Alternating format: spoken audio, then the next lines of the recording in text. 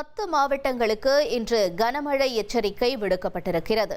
கடலூர், மயிலாடுதுறை, நாகை, தஞ்சாவூர், திருவாரூர், புதுக்கோட்டை, ராமநாதபுரம், தூத்துக்குடி, திருநெல்வேலி, கன்னியாகுமரி, தென்காசி உள்ளிட்ட 10 மாவட்டங்களுக்கு இன்று கனமழைக்கான எச்சரிக்கை விடுக்கப்பட்டிருக்கிறது.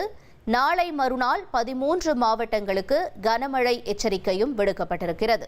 நாளை 11 மாவட்டங்களுக்கு கனமழை எச்சரிக்கையும், நாளை மறுநாள் 13 மாவட்டங்களுக்கும் கனமழைக்கான எச்சரிக்கை விடுக்கப்பட்டிருக்கிறது.